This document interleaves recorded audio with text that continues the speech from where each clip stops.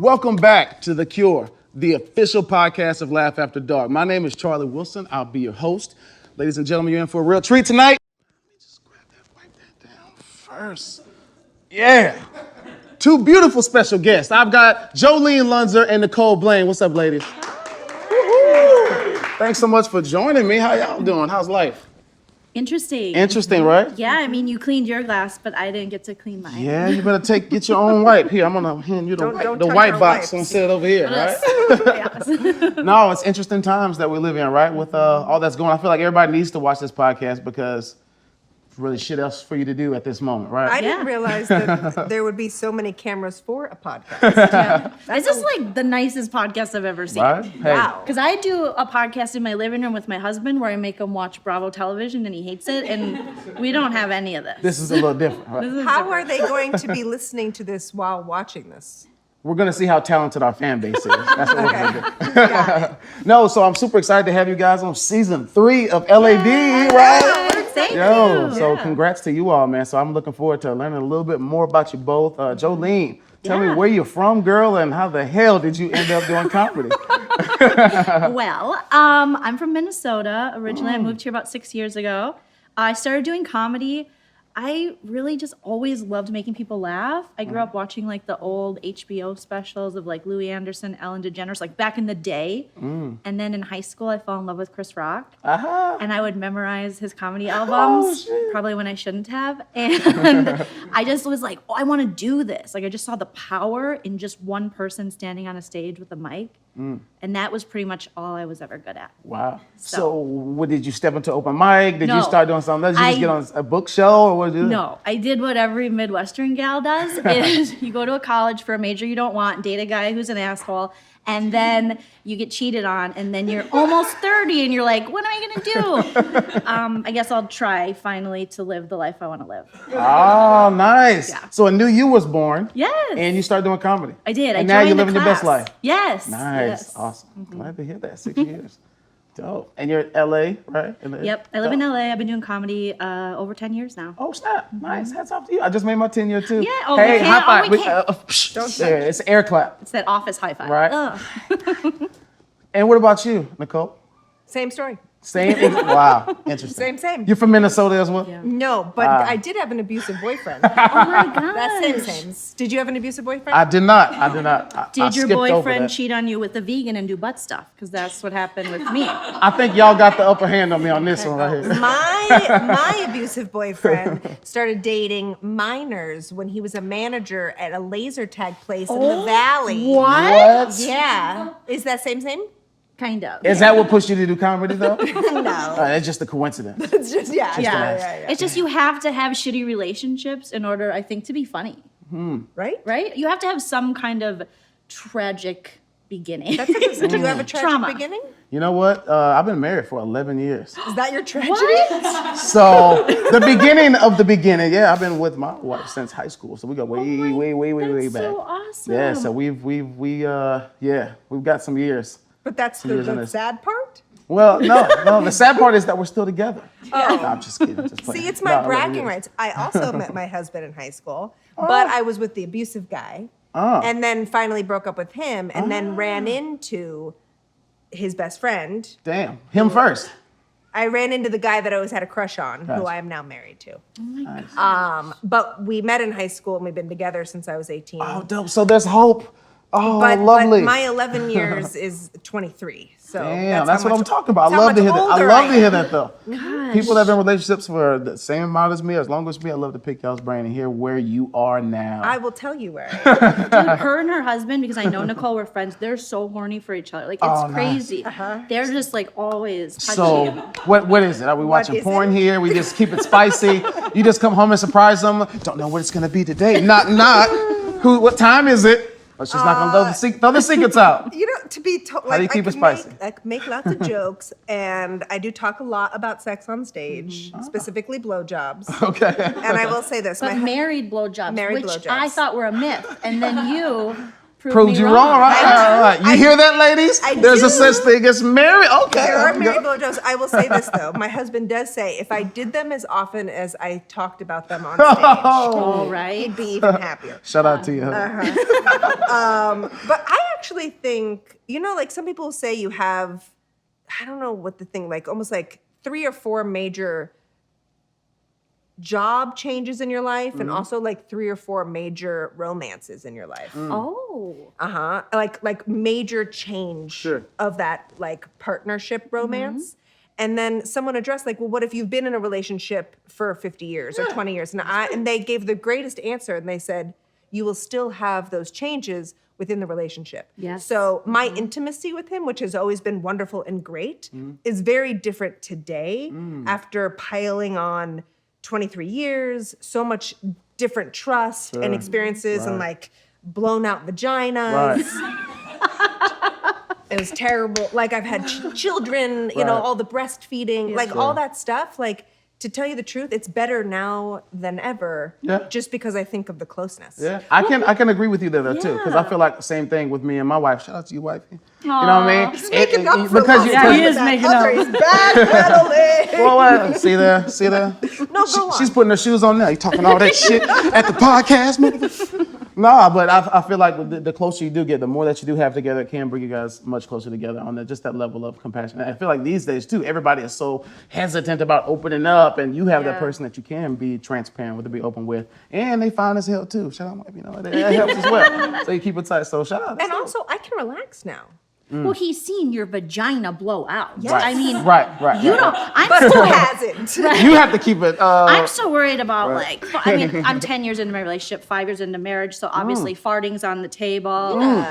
No open pooping, or I'm not that kind of couple. Let me tell you something. I remember going in to have a baby, and I had heard that you push so hard, poop will come out. And it was so glad I missed that. Go ahead, continue. I missed that. I asked the doctor, I was like, am I going to poop on the table? Am I going to poop on the table? And her answer was so great. She was like, you will not know that you've pooped on the table. And she was like, it will be gone immediately. Oh, they were going to clean it for you. Oh, I made my husband fucking clean it. No way. Oh my God. That would be a boss move. Do it. You know? Get over here. Right. Yeah. No, but she did. And I asked at the end, I was like, did I poop? And she was like, of course you pooped. Yeah, you're pushing all of it out. All of it out. Yeah. So pooping has to be on the table. Yeah, eventually, maybe. Damn. Well, thanks for letting me know what I got to look forward to once we hit year 23. You are. Oh no! Come on, babe. Bring over the poop. We have I want to have another kid though too. We have a daughter, a 7-year-old daughter. Oh my gosh. Oh, you missed the window. But she's lonely. I want to give her another. No, you look so young to have like a 7-year-old. And somebody give her another drink. Somebody give her a raise. Right. I'm a recovering alcoholic. No, got Don't 7-year-old. do another one. Don't do it. She's so lonely and she's not. She's annoying. She wants is company happy. and companion. She wants a friend. Well, so that you can hear both of them fight the whole day?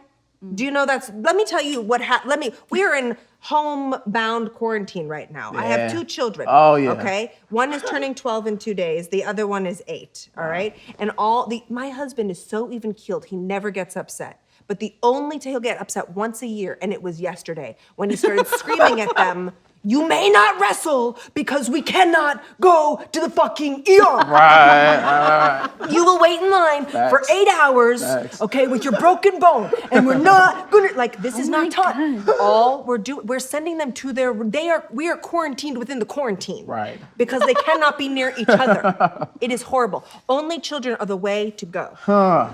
I don't feel as bad now. But I feel like they got that other person they just go play with and they go interact with. They pull it on us. They don't like each other. I don't know. I tell you what, I'm gonna drop my daughter off at Shaw's house then, so she can have some companionship over there. Please. But tell your husband to watch his tone, though. Right? Okay, so you're from LA, and what stumbled you into stand-up comedy? Obviously, you've been with your mate for a while, but I mean, you're hilarious. What the hell? It took me a while. Have you always been on stage? Or? Since I was 5. I was in Oklahoma. I do want to say shout out to Oklahoma. Okay. No, I'm not a singer, but no, I did plays through my whole life, and then I was going to pursue comedic acting after college, and so I really wanted to be funny and do live TV, and I knew that I liked the idea of making people laugh in a live way versus the way film actors do it. I feel like they don't get that great experience that we do. Right, with the instant gratification. Right. Yeah, and also And that you created it. It's your words. It's your Right. thing. We're like the only artists, not to Right. toot our own horn, Right. but that we get up there. We're the actor. We're the writer. We're the show. Right. We don't need anybody else. That's why I tried improv once. And I was like, this sucks. What are all these people doing on stage with me? yeah. Oh, Hollywood's got some interesting improv shows. My too. husband's an improviser nice. and a stand-up, and I'm like, how do those two worlds meet? Yeah, it's horrible. Yeah. No. Why would you want to share the spotlight?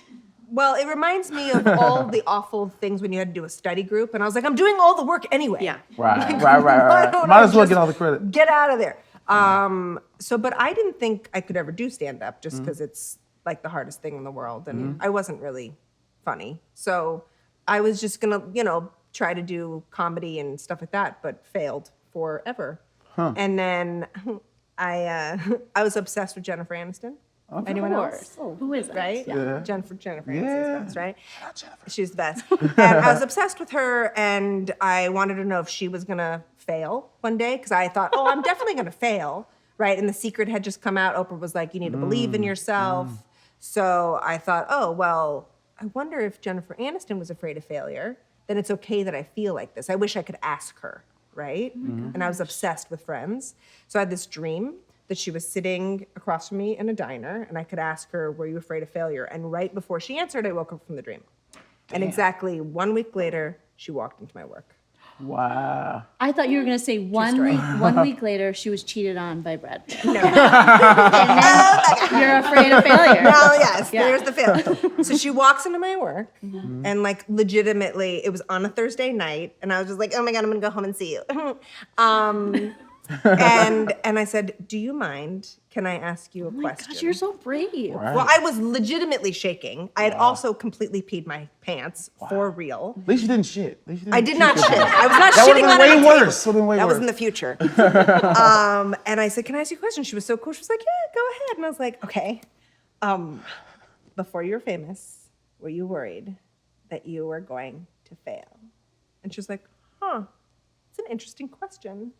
Nobody's ever asked me that before. Nobody? Nobody. You know why? Because she comes from a family. It's nepotism because both of her parents were actors. Maybe Right. that's the case. That So she they was automatically like, I got presume that this. she was in. Yeah. Interesting. Interesting. But I'm surprised that in interviews in general, like maybe that's just a weird question. Maybe it's only someone who fails all the time who would think of it. That's a stand-up question. That's when you should have known you should be a stand-up. I should have. So what did About she failure. say? So what do you think she said?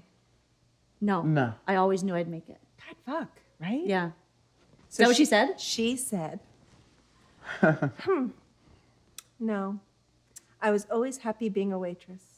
No, she was. Nobody's happy being a What? waitress. That's not even a thing. Listen, her parents, like, she came from money, right? Because her dad was an actor, I think, on Days of Our Lives. It doesn't so matter. She was on Friends by 25. Right. Yeah. Like, right. also, the struggle She wasn't... was just fine being like Friends was an inconvenience or something. I Yeah. was fine being a waitress actually. Right. And everybody waited tables in their early 20s. That was fun. That's how you, like, Oh, yeah. partied. Right. And, There was no. Anyways, she wasn't 42. Let's just say that. Yeah. Yeah. So nor was I at the time. But she said, "You want some advice?" Yes, of course. And she said, "You should always be in acting class."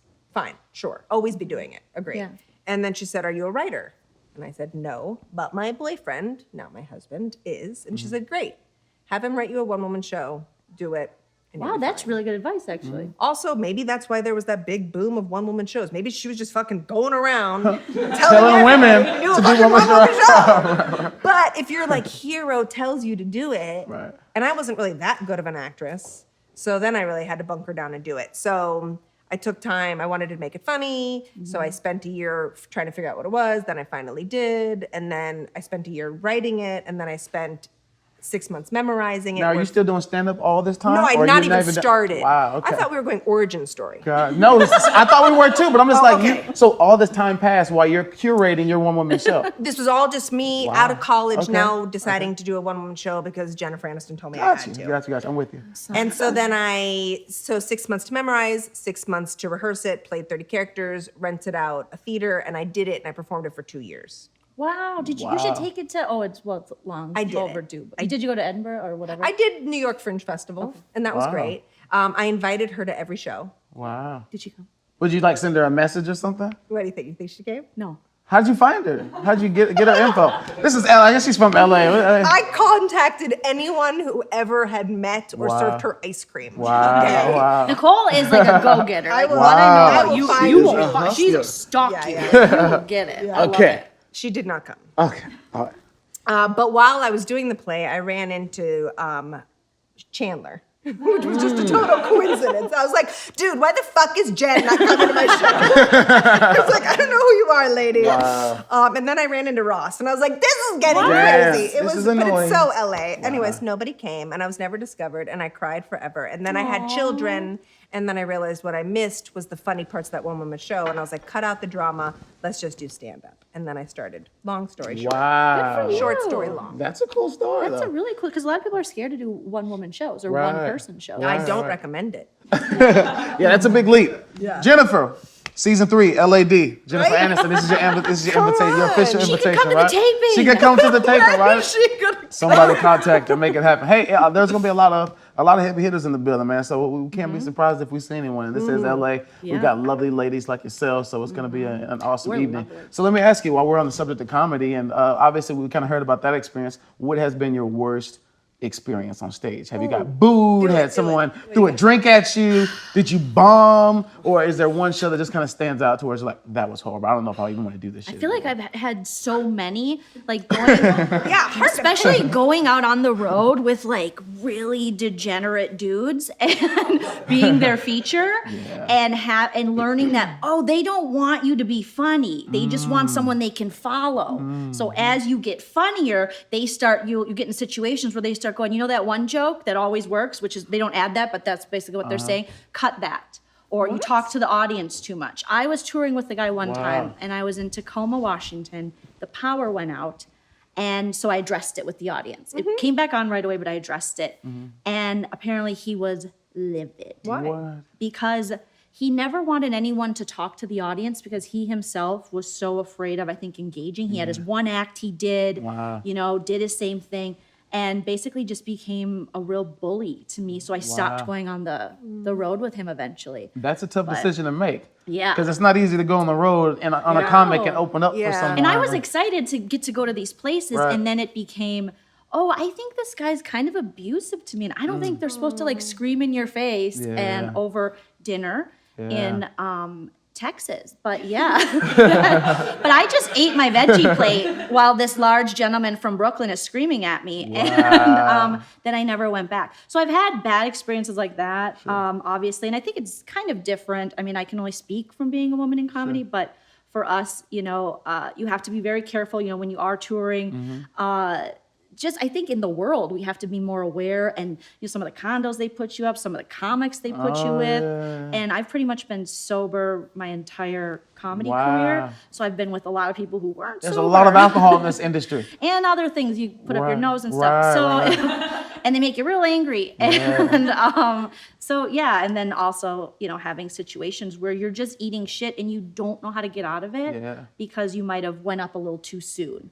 Or you might, there were so many things I learned being on the road and traveling to other countries. And, there was a long time I was afraid, even early in my career, to take the mic out of the stand. I was afraid that someone would say something and then what do I do? And then I remembered, no, I'm the comedian. Like, I'm It's in your charge. time. It's your time. Yeah, your show, like you said, it's the one-woman show. So I definitely want to encourage you to continue to do your thing, stand in yourself. You're funny, and you should be able to, again, bring your own crowd, man. So I'm looking forward to seeing your growth, man. Because I feel like that's I shitty. brought it down a little. I'm so sorry. No. But I That was definitely the wanted question. to. I definitely That's wanted a to good know. question. Yeah, I definitely wanted to know what it's like being a female. I was actually going to lead into that next, but we'll save her that on the back burner. But do you have a See, one I particular would say experience? my horrible experience will also bring it down. So Yeah. I'm going to go even lower. I love you because you always I like, will- you're I will- on the same page. I will. I'll Nobody get just real. got booed. I feel like y'all have actually there's a whole So my worst experience, because this is also like, what should you do in this scenario? So I have to give you a little backstory to Okay. paint the scene, and then you can let me know what you think, because it was traumatizing. Okay, so I have. I'll set the. Okay, so backstory is I get asked by these women who run.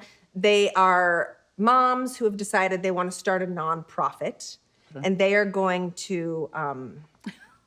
I don't want to give it away because I don't want to talk any shit because it's really wonderful that they do all the work that they do. Oh, Okay. it's good. But they are working specifically for children that are in houses when the mother is being abused and she needs to have a safe home to live, like a temporary housing for women and children. Yeah. Okay. So this nonprofit is helping give something to the children who are now living in these spaces. The mothers were, maybe even the children, were abused. Okay. All right. So it's a huge fundraiser for that. And they have a ton of like very wealthy moms that all congregate for this. And there's like 300 something women. And they hire a comedian each year at the end of the night, or like to go up around 10 o'clock at night after they've been like drinking and like fundraising and all that stuff. So they're exhausted. There's been a silent auction, a live auction. And now they're like, let's have a half an hour of a comedian.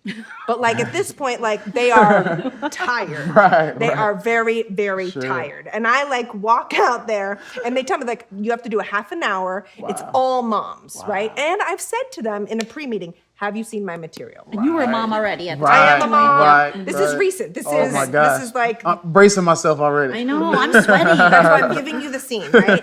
And they've seen the material. Like I do the joke about my baby blowing up my vagina. Like you know what you're going to get with me.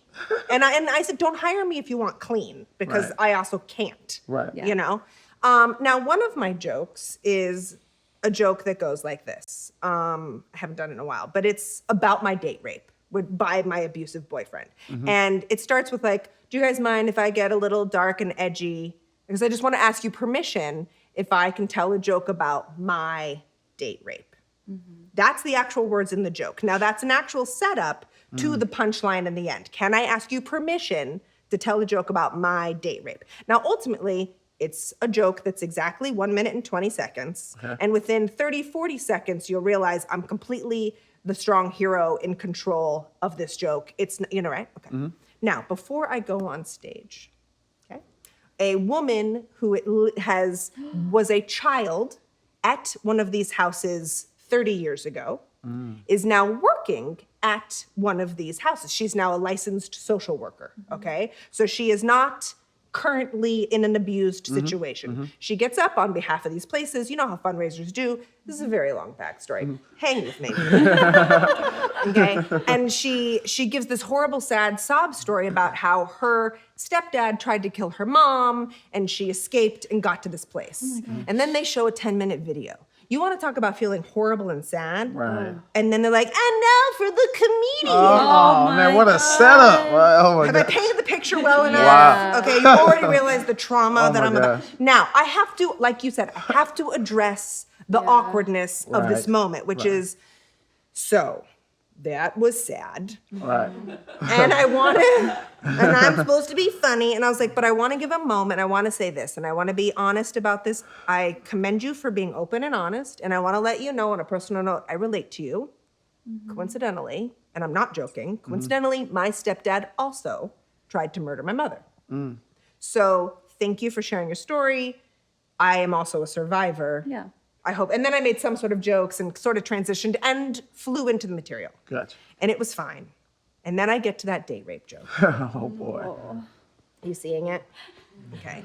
So I do the joke. Can I, with your permission, can I tell a joke about my date rape? And everyone always goes, yes, we're women and we're here for it, right? And I start to tell the joke as usual. And all of a sudden the woman who is running the entire organization, who's sitting next to the lady who just talked about her, you get who she was, she screams out, no! Oh, gosh. In the middle of my joke, like, no, I can't tell it. And I was like, and then I kind of keep going. Like, it's like, at first I'm like, is this really happening? So I keep going and she screams, no, stop telling the joke. What? And we're talking a room of 350 people. Whoa. And it was one of those things. And I went, Whoa. I want you to know, totally I can stop. It's safe. But I do end up, being the hero. And it is a funny joke. And she said, no more. Oh, God. And I didn't, it was like, when your hair is on, and your back of your neck is on fire and you think that like you start sweating from every pore. And I was like, Problem is I've got 10 more minutes on the clock that I'm contracted to do. Right. And like my last 10 minutes are like super fucking sexual. Right. Now I'm like practically like throwing fucking like, dicks in my face. And like I'm doing this whole fucking, and it's this high energy, Oh my like God. sex, like, and I'm like, oh my God. And it was interesting because how do you think it, she ran the place. I was making that one girl uncomfortable. Right. Yeah. I was triggering her. Yeah. Oh yeah. What do you think? Because I'll tell you how I processed it later, but how do you feel that was handled? I mean, you did ask. Right, it's true. I And wasn't prepared that for the opens us no. up to a True. lot of, it's kind of like Yeah. handing the mic over, Right. asking them, because you Yeah. can't then, it's not like a normal comedy show Right. where if someone said, you'd be like, fuck you, and then you keep doing your joke. Right. You can't, because you're talking to people who have been victims of abuse. Survivors. they And call them survivors, now. I'm Yeah. sorry.